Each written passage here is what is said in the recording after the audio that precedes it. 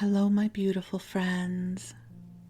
I am Laurel Bleadon-Maffei with Illuminating Souls, welcoming you to this episode of Sleepy Bedtime Blessings, a podcast designed to help you rest, relax, and fall asleep, all while deepening in your connection with your beautiful team of angels who love you so.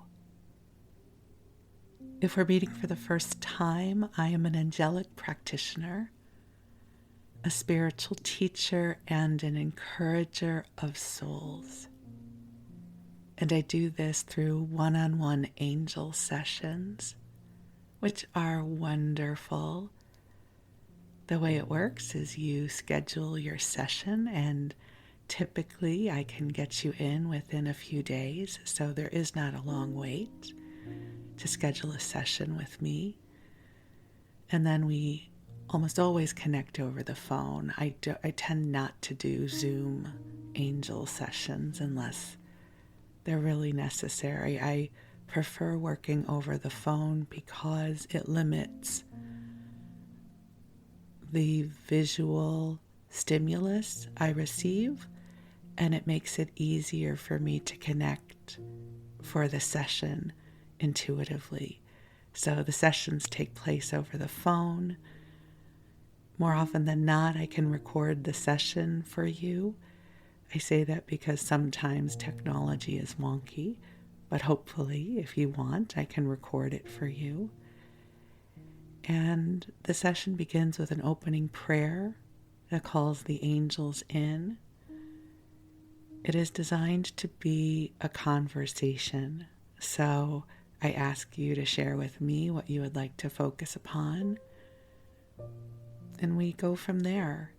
I will channel for you. I will bring forward inspiration, love, and encouragement for you, and the intention is to help you connect with your divine guidance.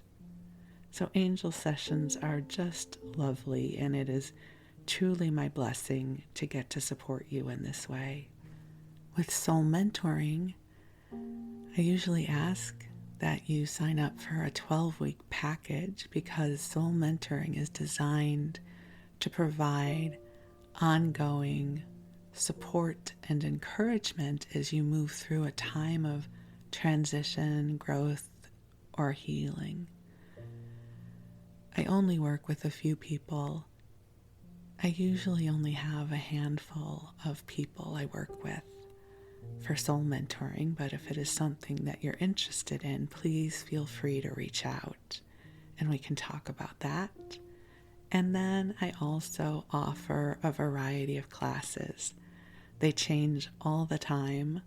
So if you go to my website and sign up for my mailing list, I'll keep you posted. But just so you know, just about every 4 to 6 weeks, I have a new class that is opening. And almost always my classes are intimate, usually not more than 8 people. So we get lots of time together.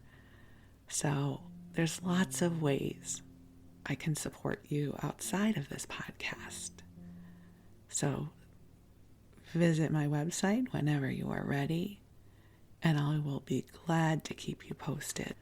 But for now, the angels and I are here to help you come into a lovely, loving space of rest.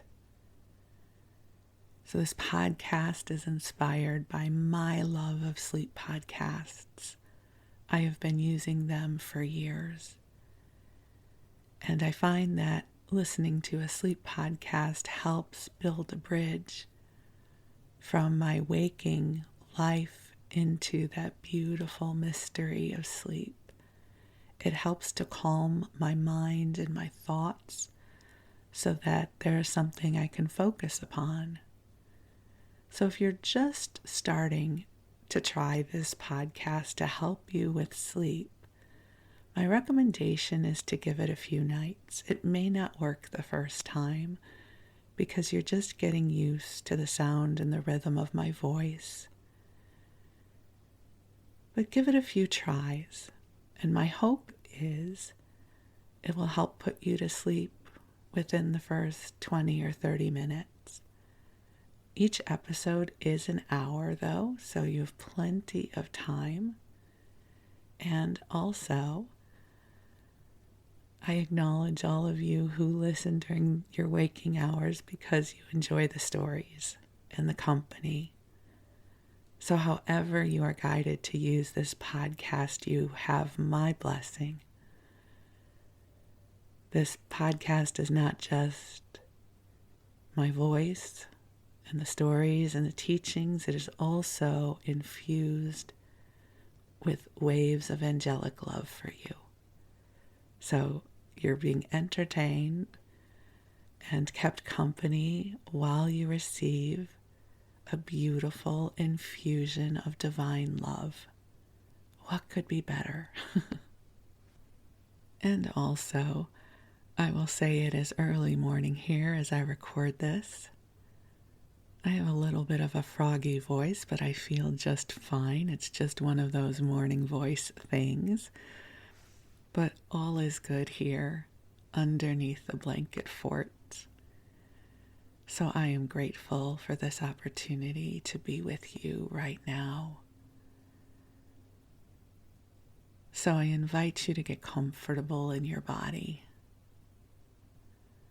As I've shared with you before, getting into bed at the end of a day is one of my favorite experiences. I love my life. I have a beautiful waking life that I love very, very much. But there is something that is so tactile and indulgent about crawling into bed at the end of the day, especially right now that it's cooler. My husband and I, we tend to keep the house rather cool, not because we're trying to be frugal, but just because that is our preference. But I start getting chilled towards the later evening, and I get so excited to crawl under all the covers and warm up. It is just a delightful experience. And last night, I actually crawled in bed at 7:30. I thought, I have become that person. 7:30 p.m. I am done. And I crawled underneath all the covers and was just delighted with the experience. So may you love bedtime as much as I do. If you struggle with bedtime, may you come to love bedtime as an indulgence that is delightful. And if for some reason you struggle with bedtime, I am sending you so much love. So cozy on up and snuggle on in whatever way suits you best. Fluff up your pillows, pull up the blankets, let your body settle in and feel the support from your mattress or futon or sofa or wherever you are sleeping. Or if it is the daytime and you're staying awake, you can still just kind of move your body around a little bit and let it get comfortable so that you can receive these beautiful waves of divine, loving energy that are flowing through for you now. So I'm going to take a nice deep breath in with you as we call ourselves forward into the heart of God. And beautiful angels on high, I invite you to join us here. And I am so grateful for this beautiful sanctuary of light that you have created for us all. Angels, I ask that you bring blessings of love to each of our beloveds hearing this message. Please help to ease their burdens to clear their fear and worry and help them come into the beautiful center of their authentic spirit. And dear ones, just take another breath in. And I bring to you the sweet reminder that you are a divine being having a human experience. That there is this brightness that is the truth of you. That you are filled with wisdom and beauty and light. And you are precious in this world. This world is better because you are here. And just take another deep breath in. And imagine or visualize allowing it to be so that the angels are now bringing to you a soft pink light that is filled with divine love that has been calibrated just for you. That the angels are aware of all that is transpiring in your life right now. They know what is in your heart, and they are bringing to you this light to help clear your energy field, to help bring you waves of inspiration, to help bring you healing at the deepest levels of your being. And just take a deep breath in, and this beautiful pink light will expand throughout your home, blessing everyone who is with you. And this light is also rippling out into the world to all of those that you love and to all of those who love you and beyond. This light is expansive, and you need not worry about sending the light. The angels are doing it on your behalf. So just take another deep breath in, allowing waves of relaxation to flow through your body, your beautiful body, and just breathe. Allowing the muscles, the top of your head to relax. Allowing your jaw to loosen, allowing your neck and shoulders to just let down and release. The angels are going to do some special clearing on your shoulders and your neck, allowing your shoulders, your arms, and your torso to relax. Sending special blessings of relaxation down your back, allowing your hips to let go,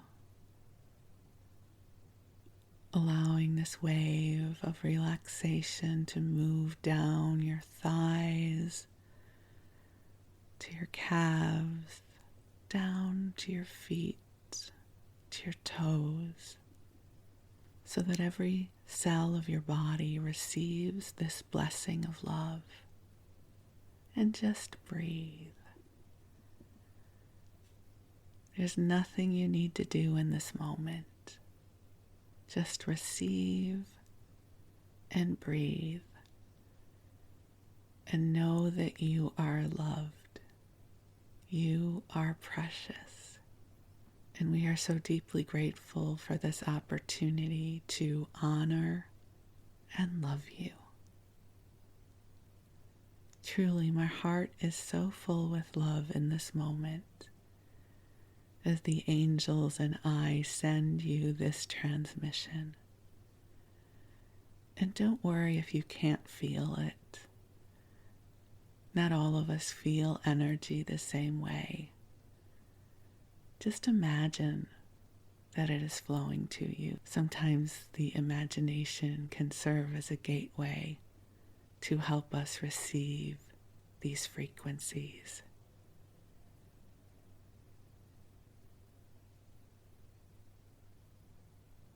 And I'll breathe with you and continue sending you love.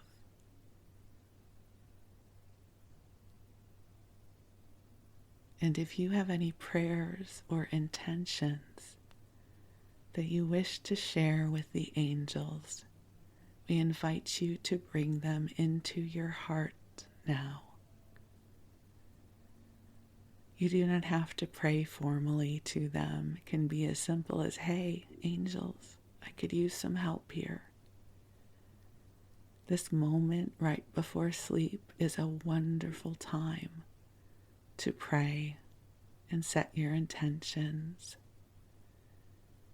So angels, we ask that you help each one of us connect with divine love in ways that are meaningful to us.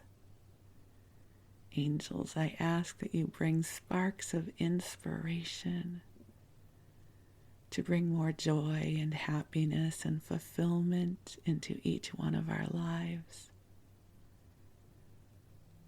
Help us come into our brighter tomorrows.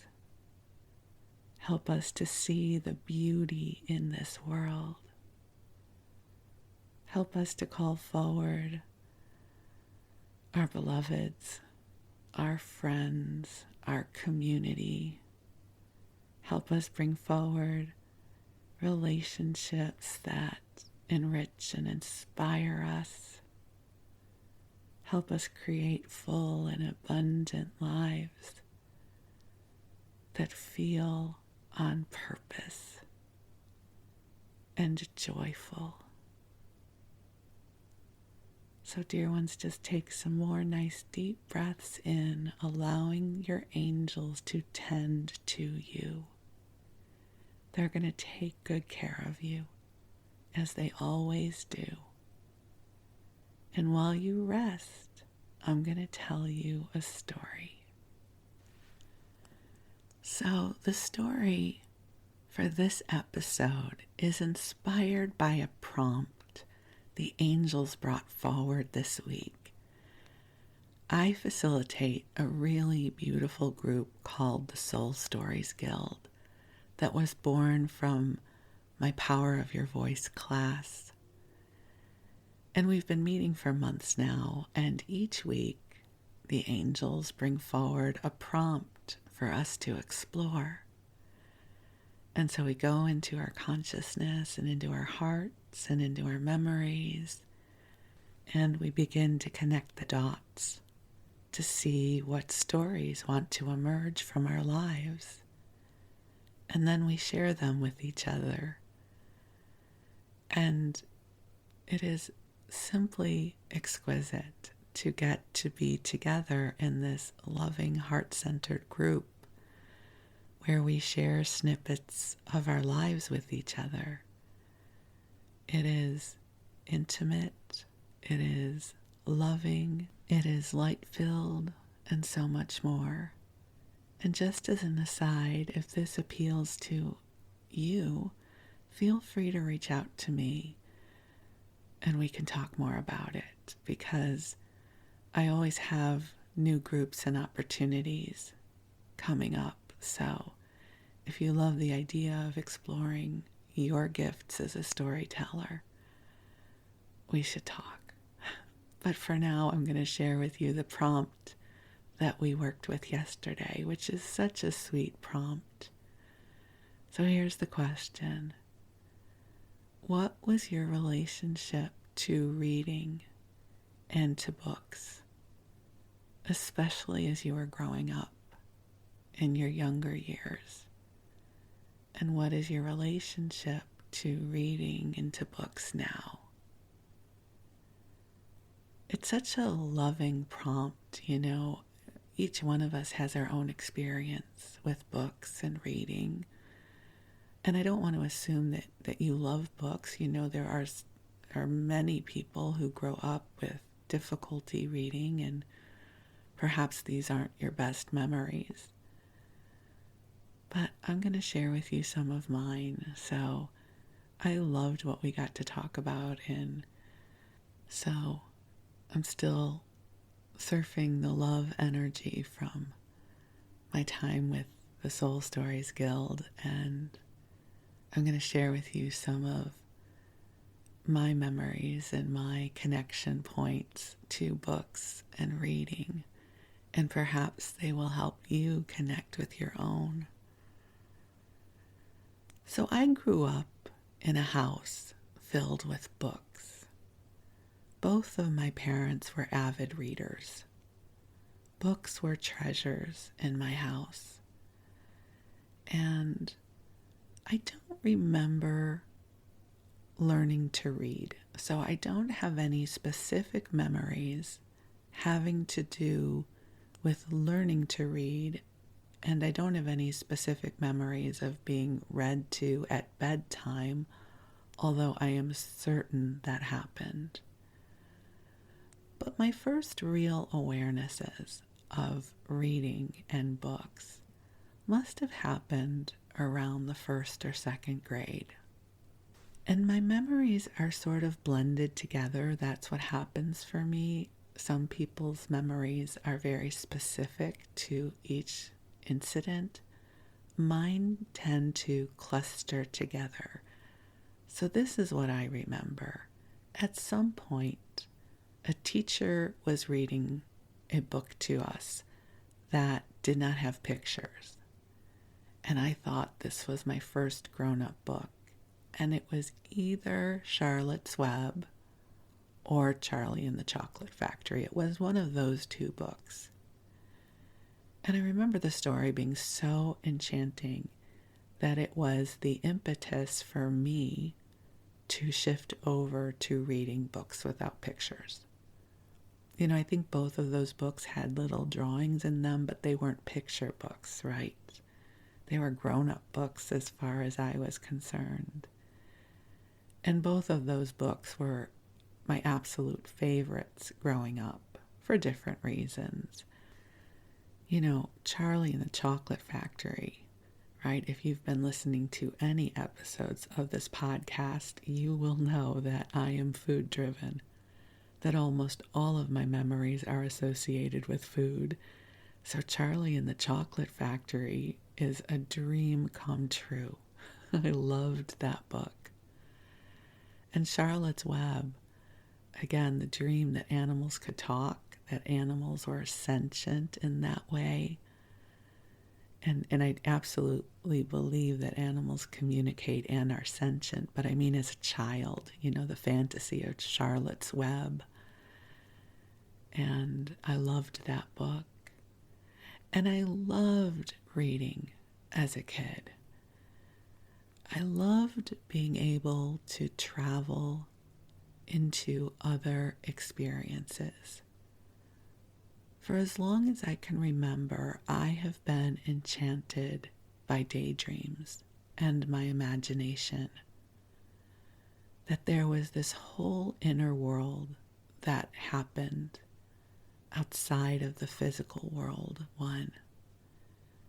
And so books transported me to other places, and I got to imagine them, and I got to be immersed in them.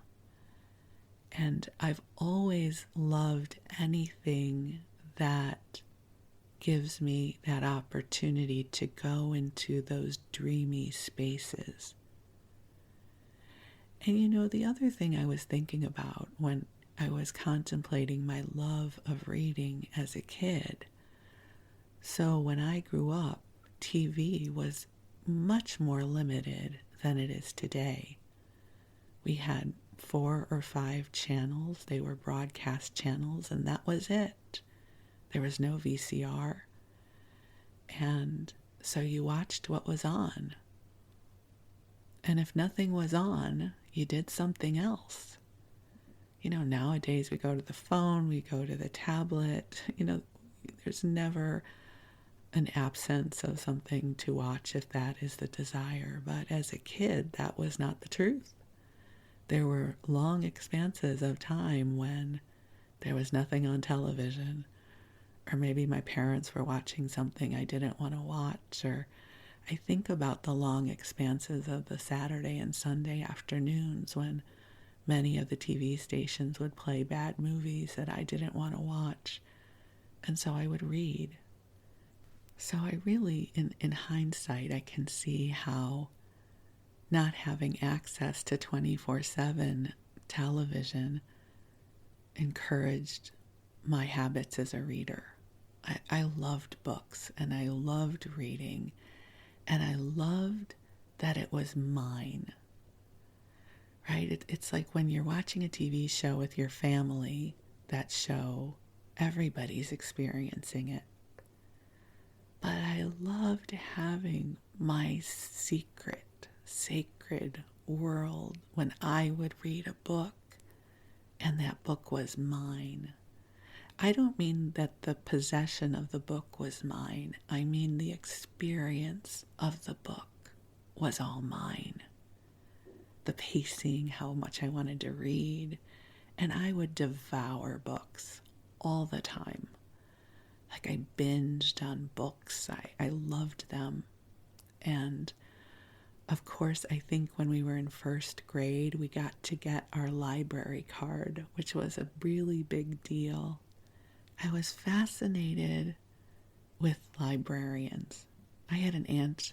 I actually had two aunts that were librarians. I said one because one worked at the Skokie Public Library, which was the library I went to. And my other aunt was a law librarian. She was at Yale and then she was at Stanford. So yes, she was a librarian, but I didn't really have occasion to partake in her librarian prowess. So our library was the Skokie Public Library, and this was before computers. So when you went to check out a book, there were usually 2 pieces of paper in an envelope that was pasted to the inside of the book, and the librarian would take out one of the pieces of paper and put your number, your library card number on it, and then she would take the date stamper, which I was fascinated by, and she would stamp the return date onto the piece of paper in the book. I don't know why that whole process fascinated me, and when you came up with a big stack of books, she was so efficient, and I use the pronoun she because it was always a woman back in the day when I used to go to the library, and it would be this, I can hear it in my head, right? Stamp, plop, stamp, plop, stamp, plop. And sometimes you would have a book that had a due date that was quicker than whatever it was, the 3 weeks, and she would have to change the date on the stamper. And I would watch her roll the number back, plop, stamp. I don't know why. That is just in my memory bank. And then we got to take our library books home. I loved libraries as a kid. They just were a wonderland to me. And then, of course, you had to return the books, but then you got to get more books. And you had to pay the late fee if your book was late, which was not a lot of money, like a penny, couple pennies, a nickel, or something like that. Our library also had a bookmobile. I don't know how many of you got to grow up with a bookmobile, but it was this big, like van bus sort of thing, and there were certain days and times that it would come to our neighborhood, and it was a half a block away from where we lived on the next street over. And so we would get to go, and it had a much more limited selection, but you could always find something at the bookmobile.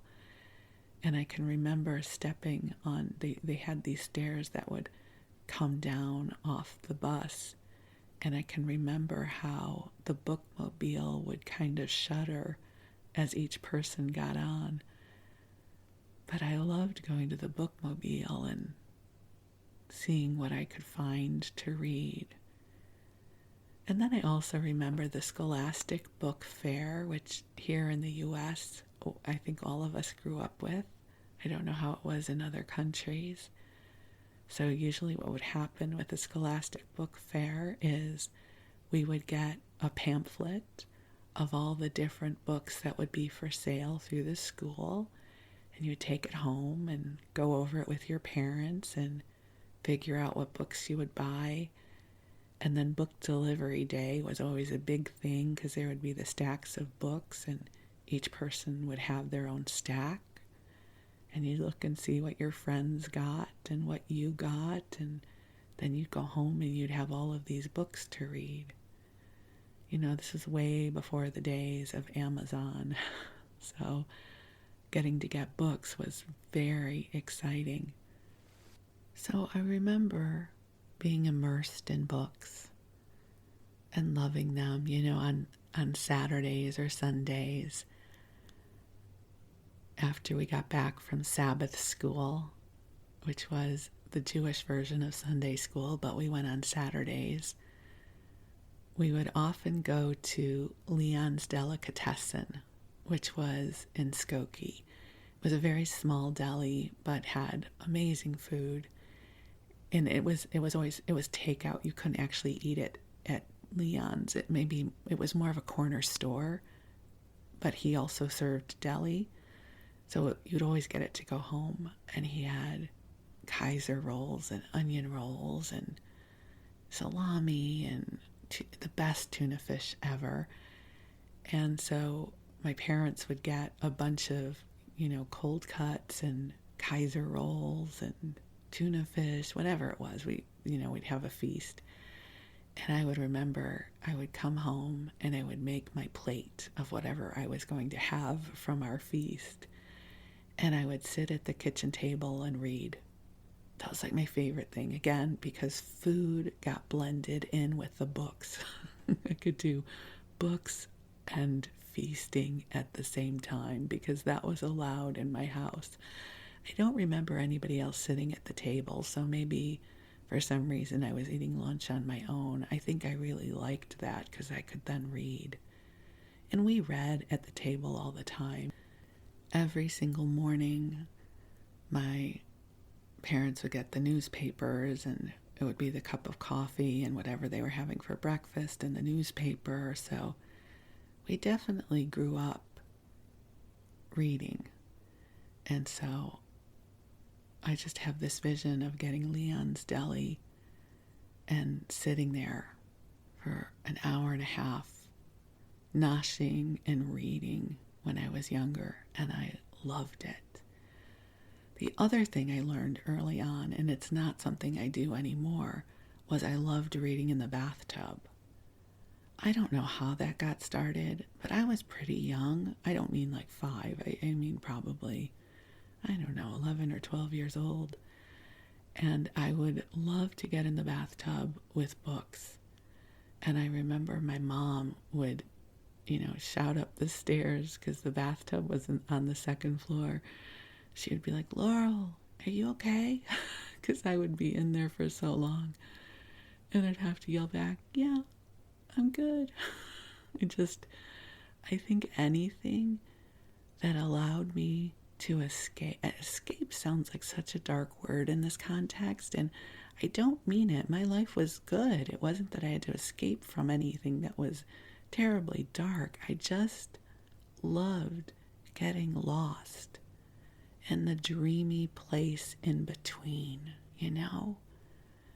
I loved that space where there were characters and different experiences, and I just have always loved that experience of daydreaming and traveling within my consciousness. Not such a fan of traveling in physical world reality, but I love traveling in consciousness.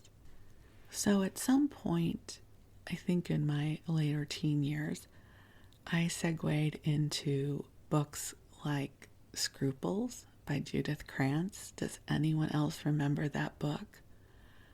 I just remember that it was sort of a naughty book. It was sort of a little sexy and risque. I'm sure it would not be considered that now. And it was about Hollywood.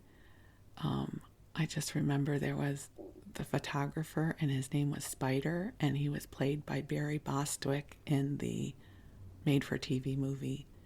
And Lindsay Wagner played the lead, but I don't remember her character's name. But I remember, falling in love with all the Judith Krantz books because they were Hollywood, right? They were about the beautiful, wealthy people. I guess they were our versions of the Kardashians, but they weren't real people.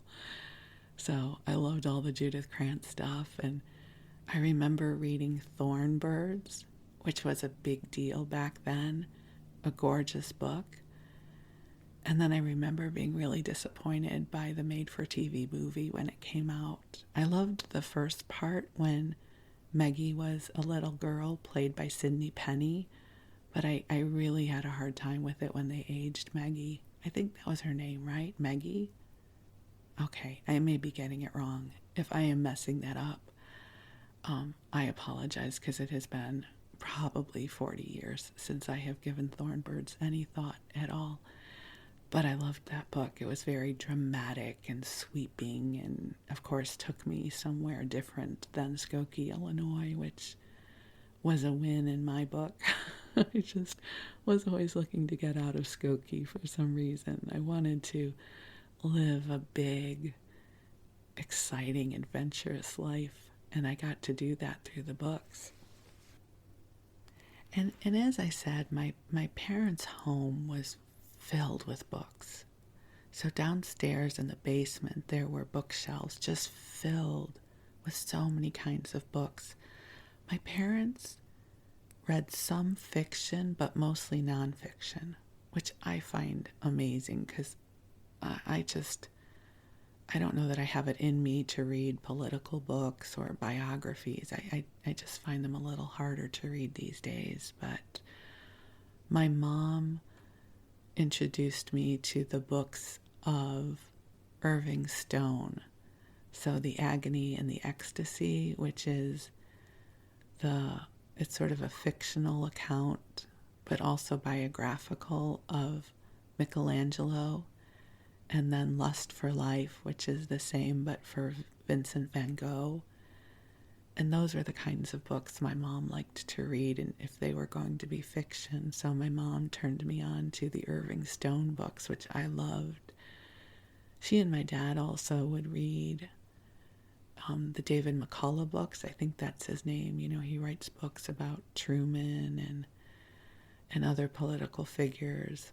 My father loved the John le Carre books, so the spy books my dad loved. And my dad also studied Jewish mysticism once he retired.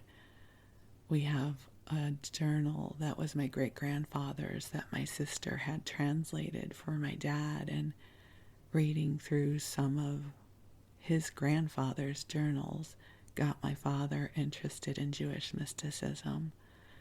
So we had fascinating books all the time around our house. My parents loved to go to the Brandeis Book Fair. So Brandeis University or Brandeis College, I don't know if it's a college or university, my apologies, is a Jewish school. And every year they would have a big used book sale that I think it would be in the Old Orchard Shopping Center parking lot. I seem to recall. It may have been elsewhere at some point. And they would have these big tents set up. And my parents looked forward to that all year. And they would come back with so many books, and they would be so excited about what they found. And at that point, I didn't have a love for used books, and there was not a huge used book market like there is these days. For instance, I don't think Crown books happened until the late 70s or early 80s. So being able to buy books at discounted rates wasn't really a thing back then. And I don't recall there being lots of opportunities to buy used books. You know, my parents weren't into thrifting or anything like that, but the Brandeis book sale was an annual event that they would get really excited about. And little did they know that at some point I would become obsessed with used book sales as well as I am presently. But we'll get to that in a few minutes. In my adult years, you know, if I were trying to sort of maintain my reputation as a, spiritual teacher, I would tell you about all the beautiful spiritual books that I have read, which I have read many. But I'm also an earth girl, right? You know that, right? We talk about my love of food and of television, and I love the earth plane. And so I will tell you that in my adult years, I have become a lover of paranormal romance books. And it cracks me up. It cracks me up that I love them. And I have to tell you how I got turned on to them. So, after my husband and I purchased the house we live in now, I share a little bit about this in one of the recent episodes. We got a roommate for our apartment in Los Angeles, and our friend Claire moved in with us, and Claire's awesome. And we came home one day from USM, I think, and Claire was on the couch, and she almost could not look up from this book she was reading. And so, we're just being nice. We're like, hi, how are you? She's like, oh my God, I can't talk. Hold on. And then she hands me this book. She goes, this series.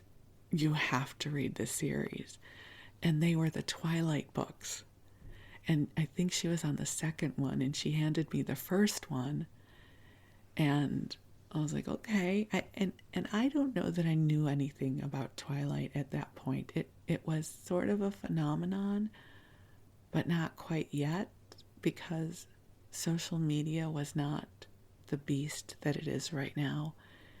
And so I started reading the Twilight books, and I was hooked. I remember at some point reading Interview with a Vampire, and I didn't like that book. That book was really violent, and the vampires were cruel, and that is not my thing. But in Twilight, the vampires are sparkly. They sparkle, and they're kind. And I was just enchanted by that world.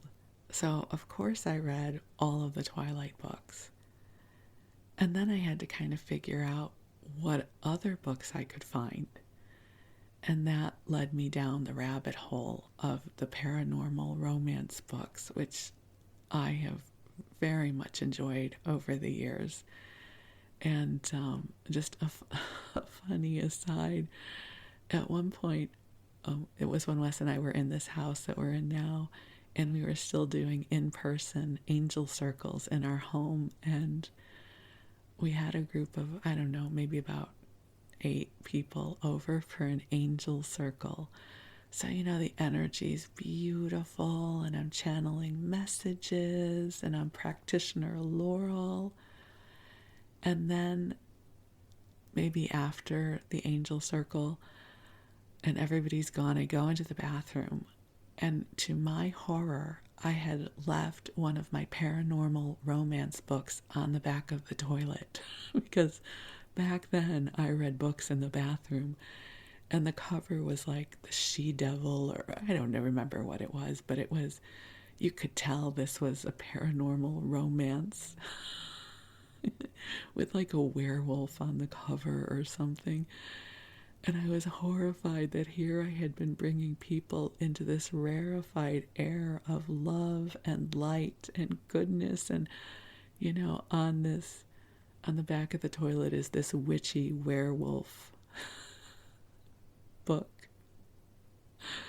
And I was so embarrassed for myself. But I no longer hang my head in shame that I love all of them.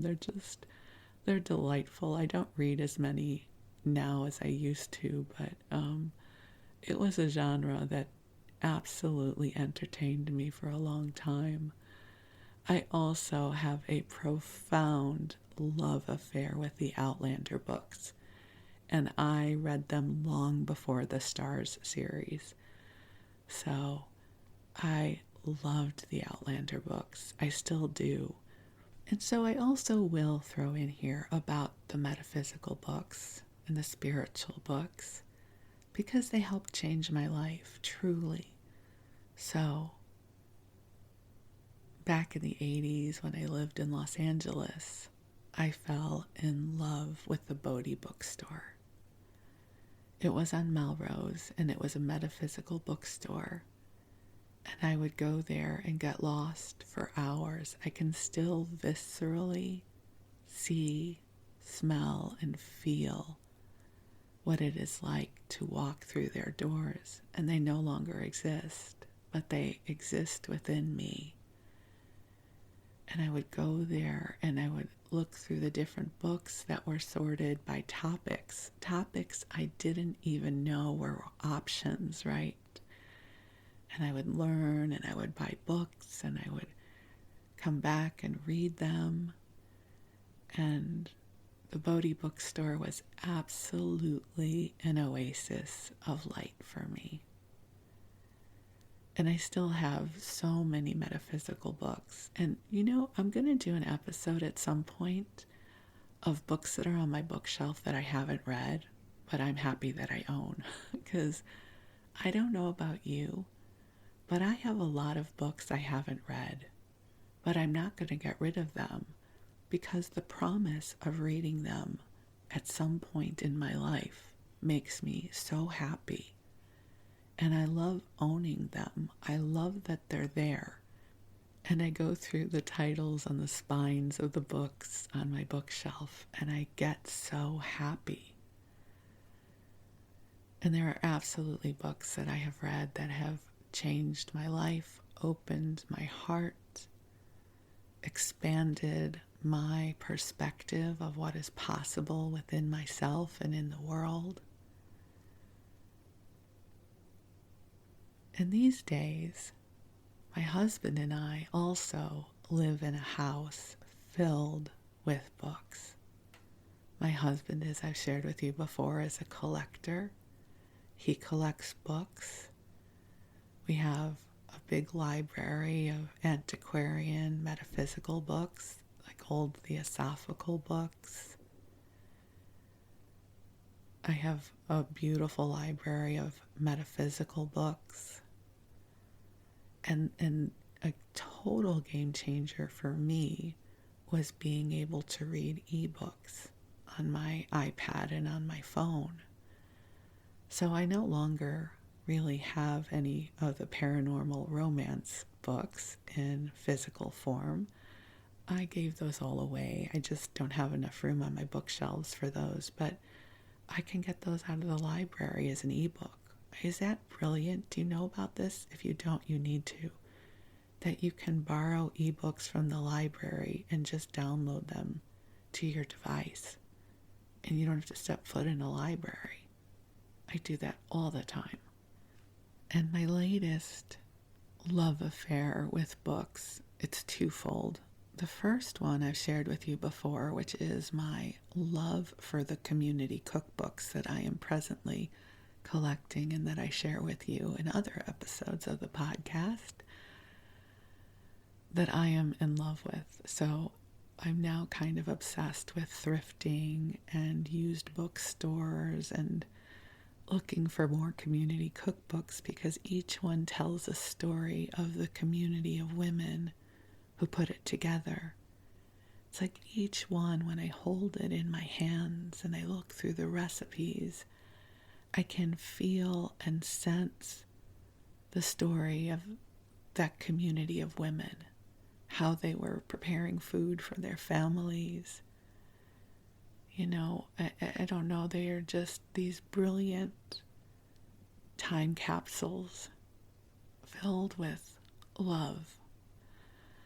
So right now my book collection is growing to include these community cookbooks. And the other love affair that opened for me this year is that of audiobooks. Now, I know that for many of you, you have been listening to audiobooks for a long time. And you might be wondering what took me so long. And my answer to you is, I don't know. But I was talking with my cousins earlier this year, and one of my cousins was sharing his love of audiobooks. And I thought, I wonder if I should give them a try. And I can't remember the first one, but I think it probably was one of the Outlander books as an audiobook, which I had already read, it was an incredible read. But listening to it as an audiobook was a revelation. And one of my dear friends has told me this, that the Outlander audiobooks are amazing. And each one of the books, I think, is between 45 and 50 hours of content. Talk about immersive. And I was sold. And my consumption of audiobooks mostly happens in the car. So when I'm driving, doing my grocery shopping and running my errands, instead of listening to music or a podcast, I put on an audiobook. So I've listened to 2 of the most recent Outlander books as audiobooks and absolutely love them. I think one of my favorite books this year is The Bookwoman of Troublesome Creek, which I listened to as an audiobook, and I just couldn't stop listening. I was walking around the house with my earphones in because it was so good. And it truly is a different experience than reading to listen to an audiobook. I think I must have thought that an audiobook was just somebody reading the book. But it's really not. It's infused with so much more. I'm listening right now to a book, Eleanor Oliphant is Completely Fine. And the woman who is reading it, like each character has a different accent, a different voice, a different rhythm, and I'm absolutely enchanted by it. So I think it's so cool that books continue to surprise me. You know, that when I look at 2022, it's been for me a year of storytelling, a year of this podcast, finding the love and the joy in community cookbooks and in audiobooks, that my relationship with books has evolved with me. And it makes me so happy. So here's to our journey with books. Whatever your journey has been. If you have memories of being read to as a child, and those are some of your happy memories. If, like me, you used to escape into the pages of a book. What books are on your nightstand right now, or in your tablet or phone? What are some of your favorite unread books that you hope you read at some point? Each of us has our own relationship with books, and these are just some of my memories and some of my present experiences. The joy of a good book, even if it hasn't been read yet, just having it. Like the joy of the Scholastic book sale, or the Brandeis book fair, or the books that are waiting to be read, or our favorite books that we have read dozens of times. Thank you for the gift of the words to all the authors. and publishers who brought the books to us. So, my beautiful ones, here is to sweet dreams. Here is to an inspired heart. Here's to brighter tomorrows. I send you love. I send you gratitude. And I am so deeply grateful for you. Thank you. We'll talk again soon.